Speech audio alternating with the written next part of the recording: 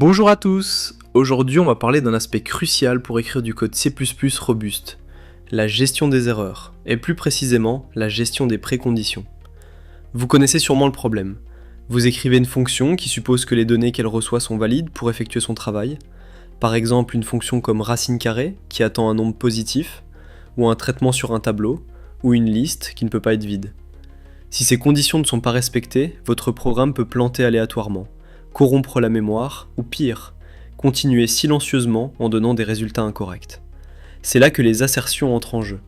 Une assertion, c'est un moyen de dire au compilateur que si une condition est fausse à un point donné du programme, on doit tout arrêter immédiatement car il y a une erreur logique dans le code et on ne peut pas continuer sans mettre en péril son fonctionnement. Regardons cet exemple classique. Ici, nous avons une fonction findMax qui est censée nous renvoyer la valeur du maximum d'un tableau d'entiers.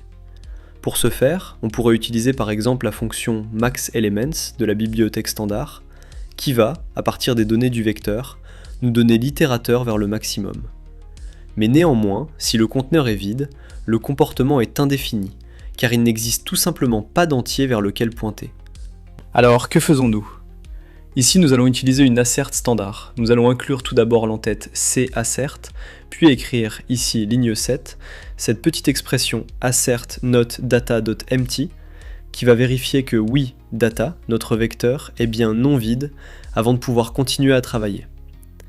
Si j'exécute ce main maintenant, dans lequel évidemment j'ai mis un vecteur vide, eh bien la condition not data empty va devenir fausse. Le programme va s'interrompre brutalement, c'est ce que l'on voit ici dans la sortie. Et cet arrêt brutal se fait via un abort, un système d'arrêt critique, et on a une sortie d'erreur qui est très rudimentaire. On a en général le nom du fichier, la ligne dans ledit fichier, et l'expression qui a échoué. Mais parfois ce n'est pas suffisant pour comprendre pourquoi on est arrivé à ce pot d'erreur, surtout dans des projets complexes avec de nombreuses fonctions et des chemins de calcul non triviaux. Alors bien entendu, en tant que bon ingénieur informaticien, nous pourrions lancer un debugger, remonter la pile d'exécution et trouver la raison pour laquelle notre fonction a échoué. Mais c'est peu ergonomique. Cela va nous faire un peu sortir de notre zone de réflexion intense et il serait bon d'avoir une autre solution. Alors, on peut se tourner vers des remplacements. Par exemple, l'excellente bibliothèque libassert de Jeremy Rifkin qui nous propose une fonction un peu similaire, ou plus exactement un ensemble de fonctions un peu similaires aux assertions standards, mais qui sont conçues cette fois-ci pour nous donner une expérience de débogage beaucoup plus intéressante.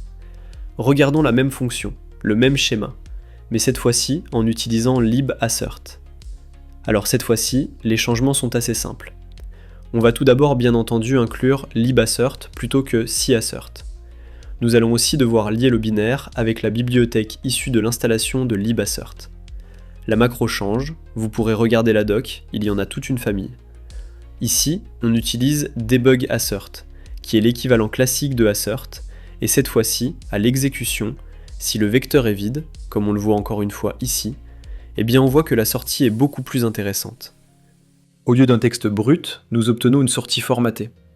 On va retrouver encore une fois le nom du fichier, la ligne où l'erreur est arrivée, la fonction, l'assertion telle qu'elle a été définie, et nous voyons en dessous une trace d'exécution, dans laquelle on voit qu'effectivement, l'assertion vient de la fonction findMax, line 7, mais que cette fonction findMax s'est retrouvée en erreur, car elle a été appelée depuis la fonction main, à la ligne 16. On peut bien sûr ajouter pas mal d'informations, on peut par exemple donner un message customisé. Par exemple ceci, qui va ensuite apparaître à cet endroit-là.